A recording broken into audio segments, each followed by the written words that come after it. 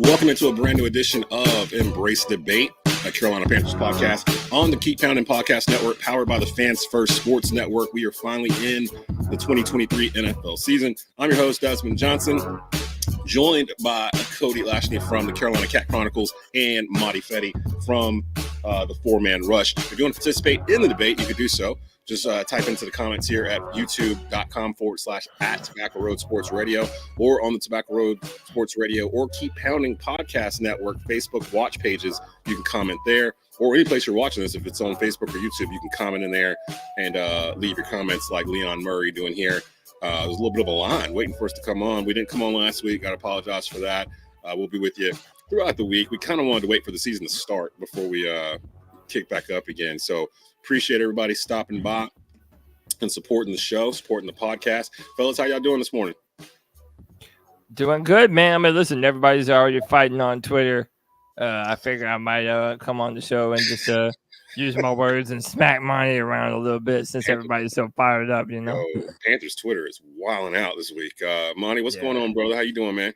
And apparently everybody wants to smack us around on Twitter. I stopped by the Four-Man Rushes pod, like I think it was Sunday night, and I caught Monty like just raw, like he just was going in. Oh, dude, like everything. I was ill. Oh man, I was hot. Yeah. And I've calmed down since then. Yeah, after the loss. That's what I meant. That's why I messaged. I was like, this is kind of why I was waiting a little bit after this. This is why we leave the Panthers on Tuesdays, because like I'll make the mistake of getting on Facebook right after a Panther game, and I get sucked into the emotions of these Panther groups. Yeah. And I feel like I'm having to defend, like I'm Superman. I'm having to defend the whole city of Metropolis because all these people are yelling at the Panthers for just nitpicking stuff, really. And we learned a long time ago that we can't do a reaction show right after because it won't sound right 2 days later. So we wait till Tuesday where everything's calmed down. Everybody's gotten their emotional shows out and everything. And then we come on Tuesday with, this is what happened. This is how we felt. This is what's going to happen going forward. Yeah. So it feels a little better. Now, I'm glad we do this on Thursdays because both you guys can get a little emotional on Twitter. Both you guys can get pretty. No, come on, not me. No, don't even know what you're talking about, Des. Never. Yeah, bro, you got me mistaken, man. So if you guys want to check in on the show, if you want to give a comment or even a topic, we're here probably till about the top of the hour. If you're not here, you can catch it during your lunch break sometime later on today. But we got some folks up in here already, so we're gonna go ahead and get started. And before we get into the Panther stuff, of course, we got to get to the main story basically in the NFL this week, and really going to be for the rest of the season. And that's quarterback Aaron Rodgers for the New York Jets. I was actually doing a high school football coaches show in Greensboro while that game was on, so it was on at the bar, and actually saw what was going on as it happened. And when they showed the close up of it, my immediate thought was Kobe Bryant. That was my first thought when he tore his Achilles or whatever, because people were like, well, can you walk on a torn Achilles? And I'm like, Kobe walked to the foul line and shot 2 free throws and then walked back to the bench with a torn Achilles. Like, you can walk on it, you just can't do anything else. Yep. And I was like, that's not an ankle. He's 39. I'm trying to remember the rehab time for, I think it's like 12 to 18 months for an Achilles or something crazy, because Kevin Durant missed like almost 2 years, it feels like, when he tore his. And he tore his in June of 2019. He didn't play the next year. The next season was the bubble, so he didn't go to that. So he didn't really play again until 2022. Wow, I think that's right. So have we seen the last of Aaron Rodgers? He'd be 41 years old. The rehab is a grind. Cody, let's start off with you. Do you think Aaron Rodgers has played his last snap in the NFL? I think it depends on how Zach Wilson looks this year. Like, I mean, they only have him for 2 years. If Zach Wilson does take a step forward this year and plays well, I mean, you might say that it's kind of hard to mess up that chemistry once you've got a good thing going. I mean, I don't know. Aaron Rodgers, he doesn't have like a wife and kids or anything. So a lot of guys, they're wanting to be with their family at this point. But it doesn't necessarily seem like the same thing for him. I don't feel like he wants to go out the way he did. I think you'll probably see him again. I don't know. It sucks, man. I wasn't pulling for the Jets. You know, obviously I have no connection to that team at all whatsoever. But, you know, the NFL is at its best when the quarterbacks are playing and they're healthy. And it was such a big conversation point. So it's definitely disappointing. But to me, it's entirely dependent upon what Zach Wilson does this year. Everybody says that Aaron Rodgers kind of took him under his wing. Maybe that'll do something for Zach's growth. Maybe he grew a little bit as a player. And yeah, we'll see what happens, man. Monty, your thoughts on this? Again, Aaron Rodgers is 39. It happened at the beginning of the year instead of like week 11 or whatnot. So he can, they could start rehab immediately if he wants. He put out an Instagram post yesterday. It sounds like he's going to try to come back, but of course it's Aaron Rodgers, so it's kind of vague. Do you think we've seen the last of Aaron Rodgers in the NFL? I hope not. It's like you said. I mean, like Cody just said, man, the NFL is best when you got the best quarterbacks in the league playing. And Aaron Rodgers hasn't looked to show he's had any fall off from his game at all. I think it really just depends on how severe the injury was and how aggressive he is about hitting rehab. I think that's kind of the biggest thing. The age factor is kind of, will play a factor. I think that doesn't play in his favor. Like Jackson just came off an Achilles injury as well. And, people thought he was going to be out for a full year and he's back and, he looks to be fully healthy. So I think it really just depends on how aggressive you are, in your rehab and, and really just how severe the injury is. I hope he comes back. I definitely, and this is coming from a guy that's not the biggest Aaron Rodgers fan, but, you never want to see a guy go out that way, especially the first game of the season, man. It sucks. The timetable was there for him. Like you said, he'll have all this year to prepare for the top of next season. So I really do hope that, that he gets well. But yeah, I think depending on, and there's going to be a place for him. If Aaron Rodgers comes back and he's healthy, there's going to be a team that picks him up. So I don't know if Wilson's success is going to matter because, if the Jets move on from him, there's going to be a team that's going to take the flyer on Aaron Rodgers. I just, I hope he come back and, and stay healthy. That's the big thing there. Oh, shout out to for you guys know I have affiliation with North Carolina A&T. Shout out to former Aggie Tariq Cohen, who signed with the Panthers.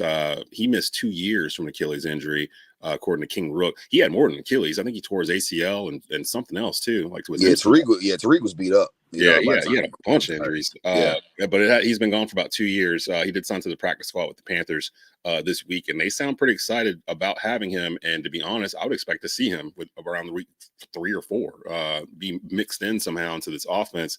And by all accounts, it sounds like Tariq has said that he feels like he might be better than he was last time we saw him. So then again, Tariq Cohen is in his 20s. Aaron Rodgers is 39. It's a little bit of a different rehab than what Tariq went through. I guess it just kind of depends on Aaron. Because he was about 90% retired before we got to this season. Remember, like he was it seemed like he was more retired than not. And then he finally got the trade to the Jets and that kind of rejuvenated him. But, it's we'll see. But we had to start off with Aaron and the Jets. Zach Wilson, Robert Salah said, I think it was this morning or yesterday, people forget the Jets were 5-1 with Zach Wilson last year before they had a bunch of injuries and the bottom fell out. So maybe I don't know. We'll see. Let's get over to the Panthers. Of course, the Panthers lose 24-10 to the Atlanta Falcons this past Sunday. Should the Panthers fan base panic after the week 1 loss to the Falcons? Monty, I'll let you go first on that one. No, I mean it's week 1. When you go back and look at the film, I think there's a lot of things to be excited about still. There's, of course, there's always going to, and coming from a guy like you just said, I was going off, the very next day after a loss. So like coming no from a guy that just stream of conscious freestyle and you just dump it all out. Oh, dude, I was wired to say the least. Yeah, I was not happy. But yeah, man, it's week 1. Bryce didn't play terrible. There's a lot of things that does need to be corrected there, but a lot of things, and I'll say this: a lot of things that we were going into the season concerned about, looking at the film, it didn't show its head. Offensive line played real well Sunday. And that's the thing I feel like we don't talk about as well. We were concerned about running back depth. The running backs played well Sunday. The defense played well for the majority of the game. And again, Brian Burns and Derek Brown were feasting all game. So there's a lot of things to be excited about. I want to see how we bounce back. I'm probably more nervous about playing on Monday than I am about, being panicked about the rest of the season. So yeah, it's a little too early to hit the panic button. But again, that can change in a matter of weeks as well. So, Cody, your thoughts on this? It's only one game. We saw a couple things that we were a little alarmed about, but I think there was a couple things we saw that we felt pretty good about too. Should the Panther fan base be in panic stage after this loss to the Falcons? Des, I'm not hitting the panic button, but I am hitting the concern button, and I think y'all should be too. I mean, listen, we've been talking about these receivers a lot and what kind of receiving core we actually have. But if anybody follows JT O'Sullivan on Twitter of the QB school, that guy cannot stop roasting not only the Panthers receiving core, but Adam Thielen in particular. Basically just saying that we have no speed. We don't have the type of receivers that can stretch the top of defenses. And, I mean, basically we're talking about DJ Chark. How much do you depend on him coming back to this offense and being able to rejuvenate our downfield passing attack? Maybe Bryce and Jonathan Mingo can get more on rhythm. But even though that offensive line looked well, like Monty said, now it's been reported that Brady Christensen is on season-ending IR with a bicep injury, man. Like, losing your starting offensive lineman is never a good thing, man. They held up well early in the game, but I don't know, man. It's hard for me to not be concerned about what I saw. I do think there was a lot of errors that if we clean up, this offense can look more dynamic. But I don't know, man. I'm questioning if we have the firepower around Bryce and if we can even stay healthy, protecting him at that.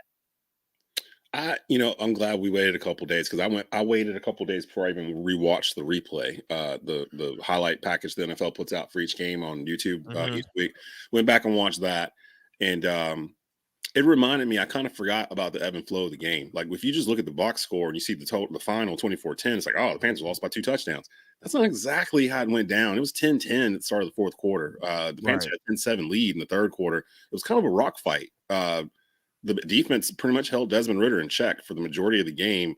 The dude had like 24 yards or something passing at halftime. Like, I mean, I posted that on Twitter. It's like, dude had 24 yards going, and I think he only had like 40 yards going into the fourth.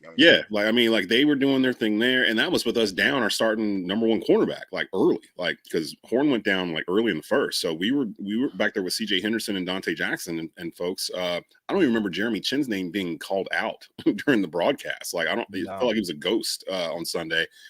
So. Looking back on it, and then the thing that brought it home for me, there's a meme out there of Bryce Young's pass completion selection, like a chart, like it shows you where he was throwing it to, and all of it except for like 2 passes was within like 10 yards of the line of scrimmage or something like that.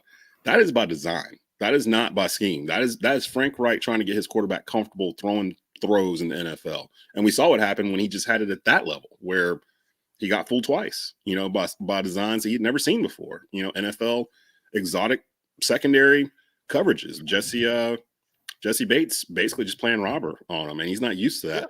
Yeah. That's all it is. I mean, it was just Frank Reich basically easing his rookie quarterback into the NFL.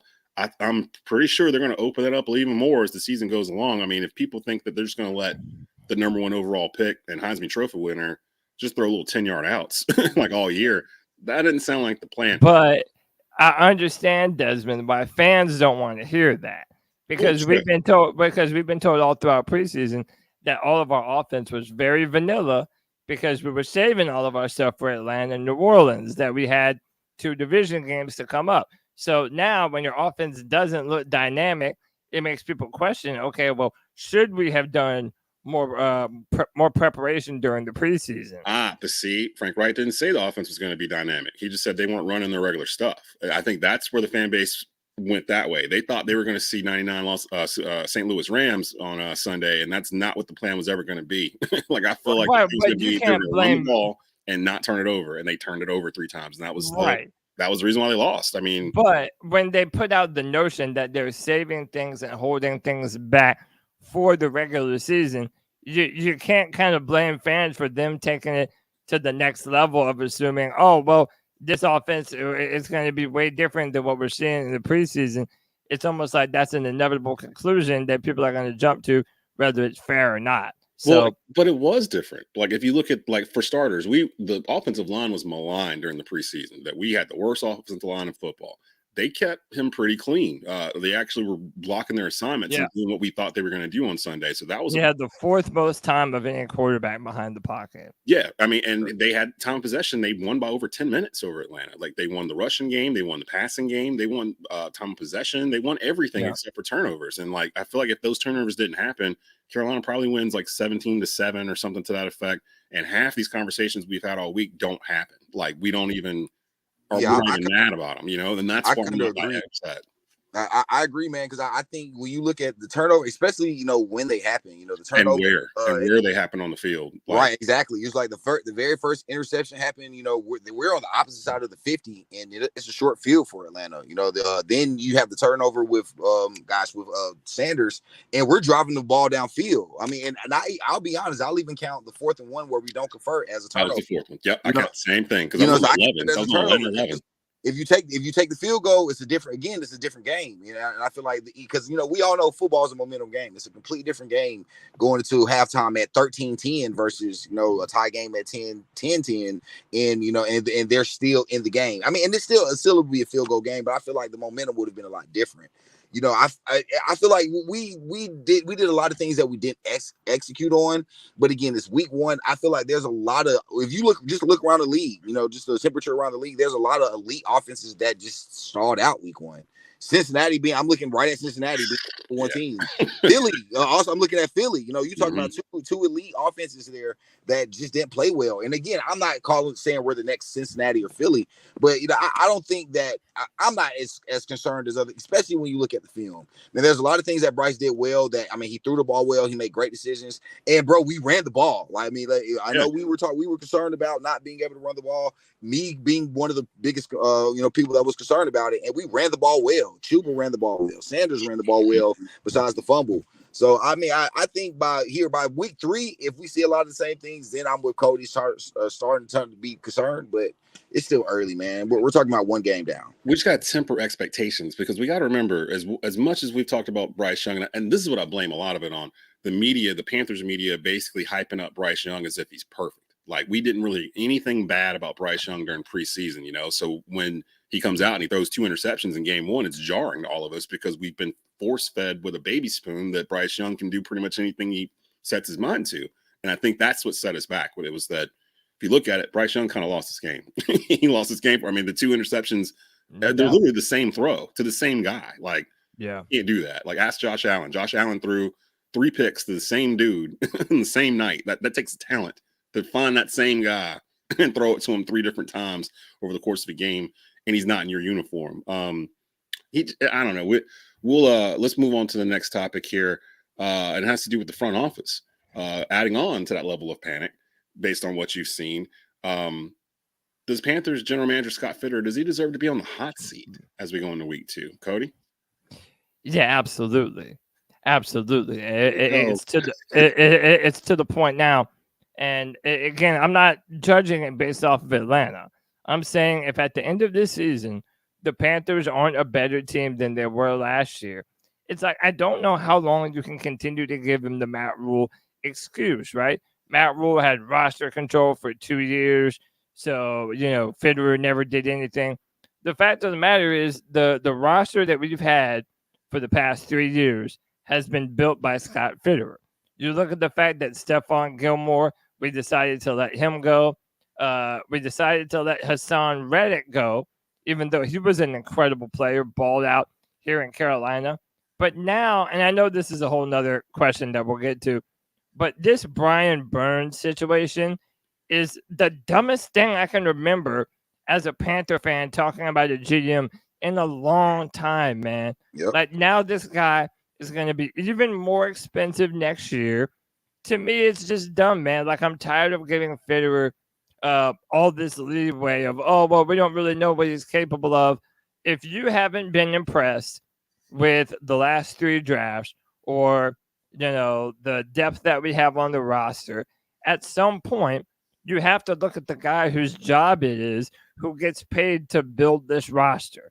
If we don't take a meaningful step forward at some point this year, Yeah, I think his job has to be on the line. I really do. See, here's my problem with it before I let you hop in here, Monty, because we don't know exactly who's playing what role in the locker room. We do know Fitterer has more control over the roster in terms of addition than subtraction, but money-wise, I'm not sure how much control he has over that. I know he's in there. I know he's discussing it, negotiating. He's the lead negotiating guy.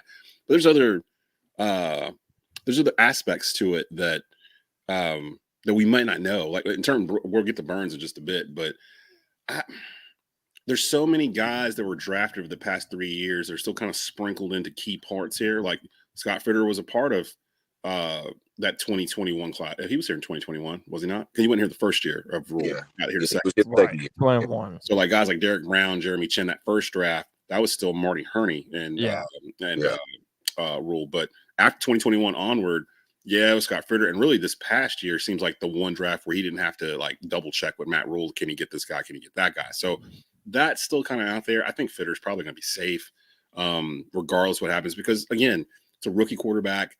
Even though we weren't the worst team in the league last year, we're still rebuilding as if we were one of the worst teams in the league. So I've tempered my expectations considerably, just knowing that it's going to be a long year with a rookie quarterback, regardless of how good he is. Cam went 6-10, I think, his first year, and then 7-9 or whatever the next year. It takes some time. And Cam 3 for 400 yards his first 2 games.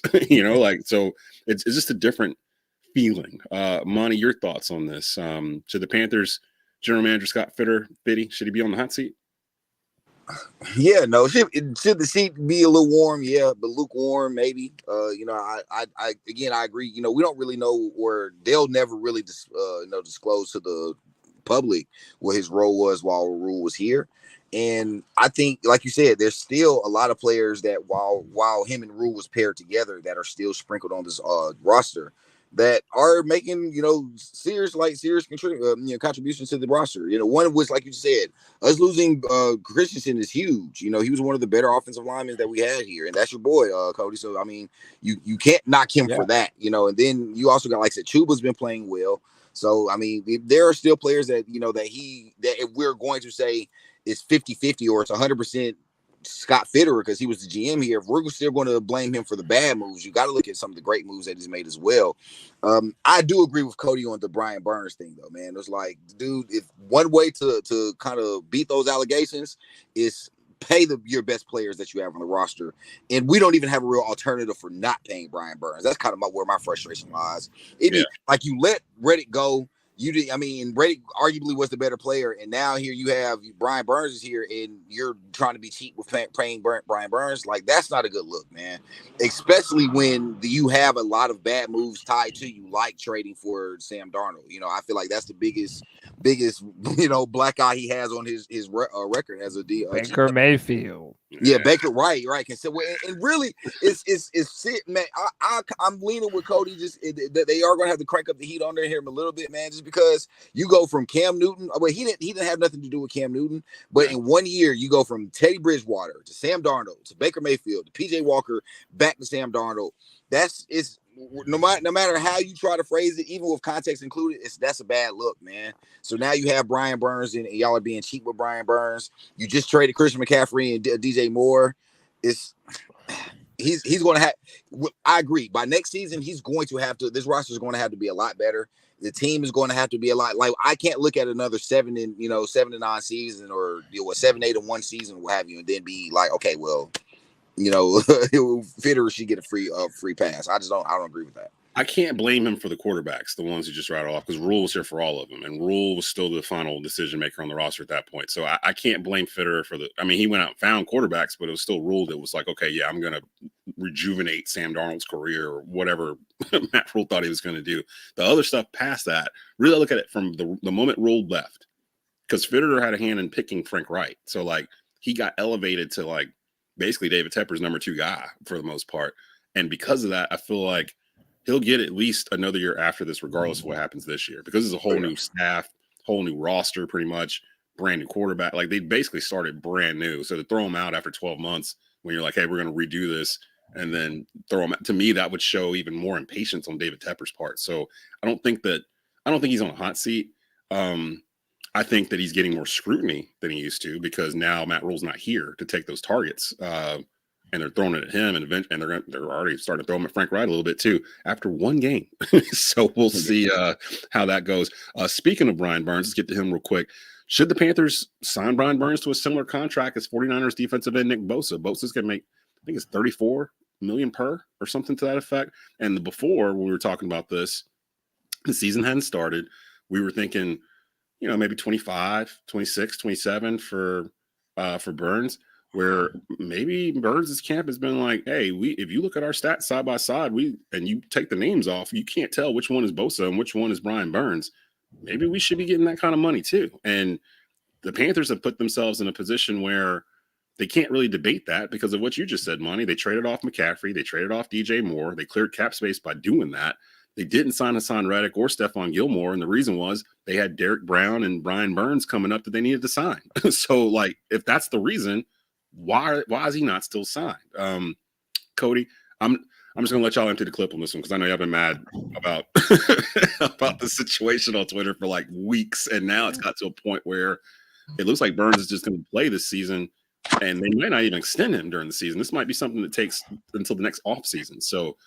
The floor is yours, Cody. I'll let you start off. This is the reason why I'm turning the heat up on Fitterer so much. Not only did you turn down 2 first-round picks and a second-round pick last year for Brian Burns, but you have essentially told this man, all right, hey, we turned down that amount. You're gonna be our guy. You're gonna be our defensive cornerstone forever. You're gonna be our guy going forward. And then you're lowballing the best player on your team. Desmond, I cannot understand for the life of me why so many Panther fans are counting pennies as much as they do. The salary cap isn't a myth anyway. It's not. That's right. I said it. It is. Money. It's a myth. It's an absolute myth. And I don't understand for the life of me why so many Panther fans are concerned about $4 or $5 extra million a year. Right. The salary cap goes up every year. The TV deals go up every year. The amount of money that is going to these NFL teams goes up every single year. More importantly, Brian Burns is never going to be more valuable than he is right now. He's 25. He's 25 years old, balling out. Every single year that he's been here, he's gotten better and better year after year. This is his time to get as much money as possible. Every single thing that the Carolina Panthers have done in the build up to this situation has been the wrong move. I think Fitterer has handled this absolutely terribly. And they need to pay the man. And I frankly think that fans need to stop complaining about what the dollar amount is going to be. You have a rookie quarterback on a rookie contract. Yep. Now is when you do these types of things. That's how San Francisco was able to sign Bosa to this deal because Brock Purdy is the starting quarterback. He's the 7th round pick, and they're paying him pennies as opposed to they got $40 million extra dollars laying around because they don't have to pay $40 million to a quarterback that's starting. That we're in that window now. We're in that 5-year window now with Bryce. Get all these dudes locked in because if you wait longer, you're talking about paying Burns something astronomical for a defensive end. Like I said, Bosa's getting 34. That's tops ever. Monty, could Burns end up getting more?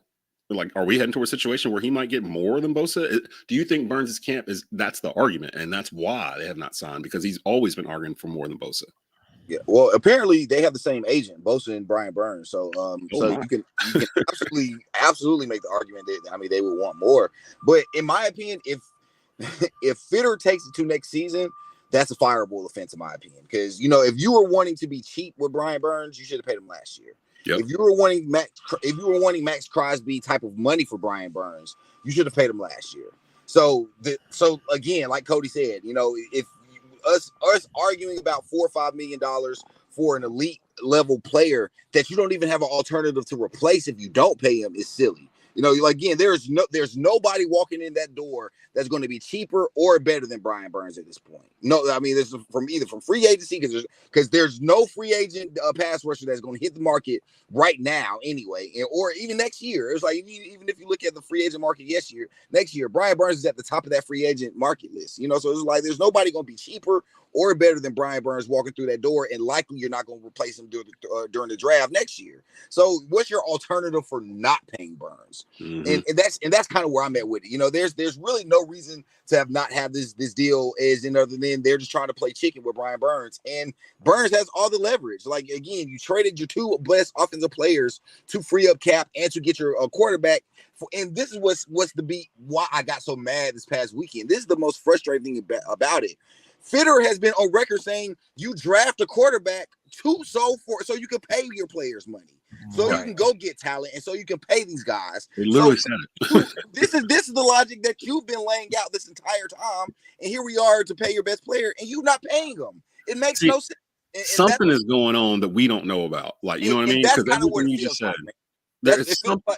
Go ahead, bro. I'm sorry. I was going to say, there's just got to be something that's happening backstage that we aren't privy to that's holding us up, because everything both of you just said makes too much sense. Like, there has to be something, whether it's the length of the contract, whether it's the total amount, whether it's the guaranteed money. There's some sticking point, especially after Bosa signed, because I figured after Bosa signed, it was only a matter of time before they got, because they knew the parameters of what they wanted, whether they were waiting for Bosa to sign so they knew where to slot in, or they were waiting for Bosa to sign so they knew. I didn't realize he had the same agent as Bosa, which means that maybe that agent was like, let me get Bosa's money first, and then we'll take care of you. Again, though, if you look at their stats from when they first came into the league side by side, Burns might be the better player, and Burns actually defends. Like, Burns will go out and cover routes. Bosa doesn't really do that. He's more of a sack guy. Burns is more of the all-around end.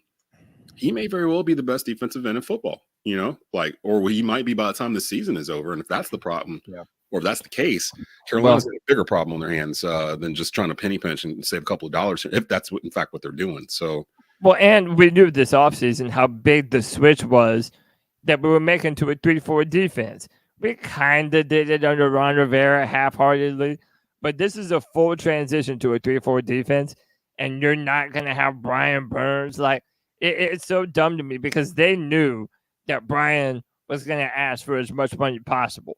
If they ever thought that he was going to take some hometown discount, that's pure ignorance to ever think that that's what they would do. It's like I just said, whenever you have the opportunity, as David Gettleman would say, your first kick of the can, you're trying to get as much money possible, because that is your time to get paid.